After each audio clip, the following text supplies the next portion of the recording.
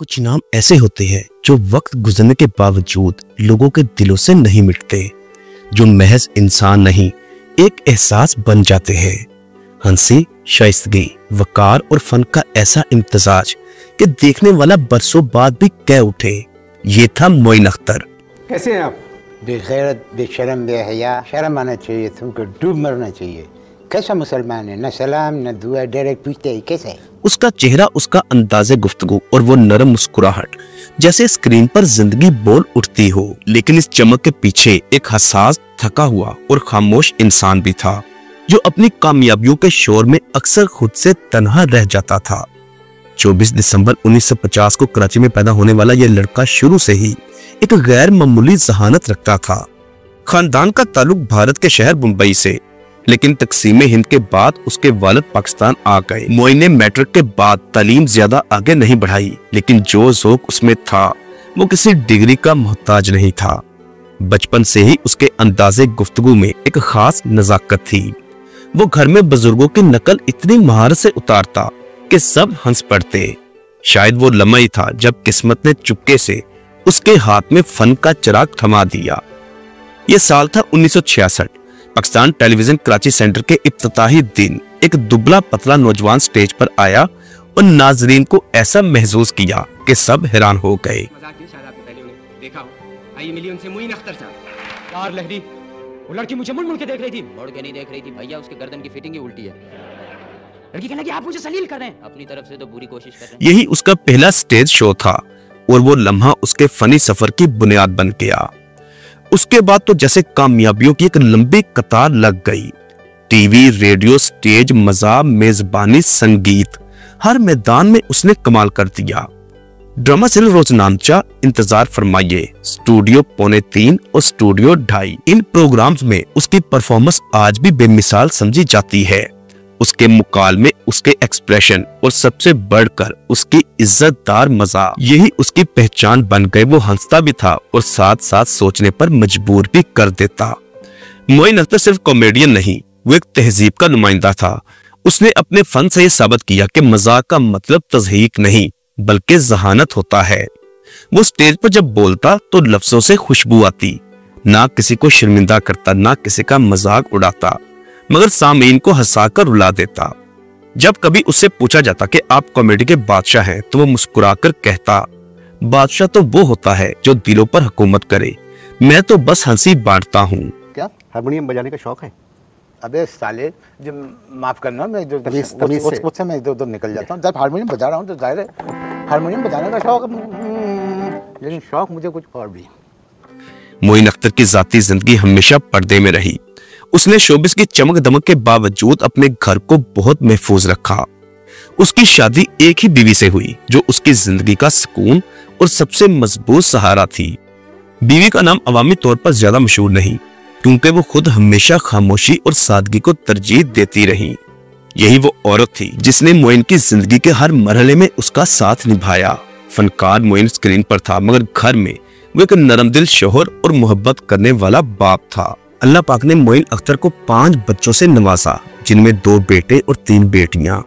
बड़ा बेटा शर्जील अख्तर तालीम याफ्ता और संजीदा मजाज इंसान, अमेरिका की सनी बफलो यूनिवर्सिटी से बिजनेस में डिग्री हासिल की। फिर पाकिस्तान आकर हबीब यूनिवर्सिटी से वाबस्ता हुआ। शर्जील ने अपने वालिद पर एक मजमून लिखा जिसका उन्वान था मोइन अख्तर माय फादर।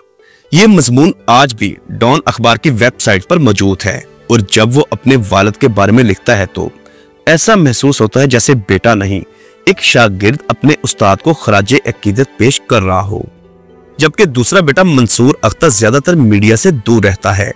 वो कभी कभार यादगिरी तकारीब में नजर आता है। उसने एक इंटरव्यू में कहा था, मेरे वालिद ने सिर्फ हमें नहीं पूरे पाकिस्तान को सिखाया कि इज्जत कैसे कमाई जाती है।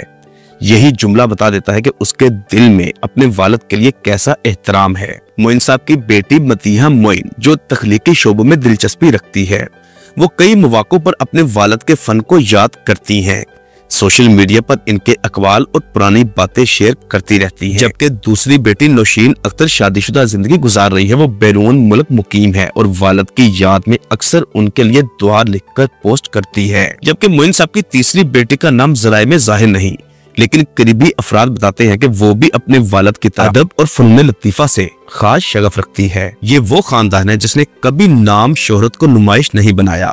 यही तरबियत मोइन अख्तर की असल कामयाबी थी कि उसने अपने बच्चों को शोहरत नहीं बल्कि उन्हें किरदार दिए। ये सच है कि मोइन अख्तर को दुनिया ने सिर्फ कामयाब देखा, लेकिन कामयाबी के पीछे एक थका हुआ इंसान भी था। वो हंसता जरूर था मगर दिल के किसी कोने में अजीब सा सकूत था। वो अक्सर कहा करते थे कि हंसाने वाला खुद से ज्यादा रो रहा होता है। उसकी ये बात आज समझ में आती है कि खुद भी वो शायद किसी अंदरूनी उदासी का शिकार थे। जिंदगी के आखिरी बरसों में मोइन अख्तर साहब ने मीडिया से कुछ फासला इख्तियार कर लिया था। कहा जाता है कि वो ज्यादातर वक्त इबादत और खामोशी में गुजारते। अगर उनकी कामयाबियों की बात की जाए तो तमगा हुस्ने कारकर्दगी उन्हें 1980 में दिया गया, जबकि सितारा इम्तियाज 2005 में दर्जनों पीटीवी और स्टेज अवार्ड्स भारत, बांग्लादेश और खलीजी ममालिक में भी बैनुल अक़वामी शोज किए। उन्होंने अपने करियर में न सिर्फ पाकिस्तानी नाज़रीन को हंसाया बल्कि दुनिया भर में उर्दू बोलने वालों के दिल जीते। उनके अंदाजे गुफ्तगू और मजाक का कोई सानी नहीं था। 22 अप्रैल 2011 की शाम कराची का मौसम कुछ भारी था। मोइन अख्तर मामूल के मुताबिक अपने घर में मौजूद थे कि अचानक दिल का दौरा पड़ा। उन्हें फौरी हॉस्पिटल ले जाया गया मगर वहां पहुंचने से पहले ही अपने खालिक़े हकीकी से जा मिले। उस वक्त पाकिस्तान के हर शहर में सन्नाटा छा गया। ना सिर्फ मता बल्कि शोबिस के बड़े बड़े नाम भी रो पड़े। उनका जनाजा अगले दिन कराची क्लिफ्टन के इलाके में अदा किया गया। नमाज जनाजा मौलाना तारक जमील साहब ने पढ़ाया, जिसमें हजारों लोगों ने शिरकत की, जिनमें फनकार, सियासतदान, मद्दा, फैमिली मेंबर्स सब एक सफ में खड़े थे। वो मंजर आज भी लोगों को याद होगा। मोइन अख्तर साहब को डिफेंस फेज 3 कराची के कब्रिस्तान में सुपुर्दे खाक कर दिया गया। यही वो मिट्टी है जिसने एक बेमिसाल फनकार को अपनी आगोश में ले लिया। मोइन अख्तर साहब के दोस्त अनवर मकसूद का कहना है कि मैंने बहुत फनकार देखे मगर मोइन अख्तर एक ही था। वो हर जुबान बोल सकता था, हर किरदार में ढल सकता था और सबसे बढ़कर वो एक मुहज्जब इंसान था। बुशरा आपा का कहना है कि जब मोइन गया तो यूं लगा जैसे स्टेज से रूह निकल गई। अब भी जब हम शो करते हैं तो महसूस होता है कि वो कहीं ना कहीं हमारे साथ बैठा मुस्कुरा रहा है। मोइन अख्तर ने अपनी जिंदगी में ना किसी की तज़हीक की, ना किसी को शर्मिंदा। उनका मजाज साफ, शाइस्ता और मुहज्जब होता था। उसने अपने फन से यह साबित किया कि हंसाने के लिए गिरना जरूरी नहीं बल्कि बुलंद रह कर भी दिल जीते जा सकते हैं। उसकी जिंदगी हमें यह सबक देती है कि इज्जत, मेहनत, इखलाक कभी पुराने नहीं होते। फनकार सिर्फ वो नहीं होता जो किरदार निभाए बल्कि फनकार तो वो होता है जो इंसानों के दिलों में जगह बना ले। मोइन अख्तर ने वो जगह हमेशा के लिए बना। आज उसके जाने के बरसों बाद भी जब उसका कोई पुराना ड्रामा लगता है तो लोग हंसते भी हैं और आहिस्ता से आंखें भी नम कर लेते हैं, क्योंकि वो सिर्फ फनकार नहीं था, वो एहसास था, एक अहद था और एक जज्बा भी। फनकार मरते नहीं, वो सिर्फ पर्दा बदल लेते हैं।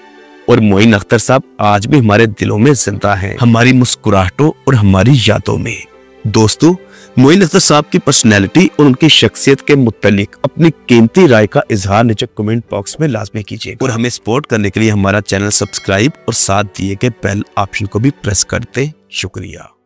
लोगों ने बहुत नोट किया वो ये कि आपने पूरे करियर में आधी आस्तीन की शर्ट नहीं पहनी। देखो अभी बता देता हूँ, इतने गहरे बाल हैं मेरे, इतने बाल हैं कि वो पानी इधर से आता है, कभी स्विमिंग पूल में जाता तो इधर हो जाते हैं, फिर वो मानो इधर तंगी करके किसी ने इधर कर दिया।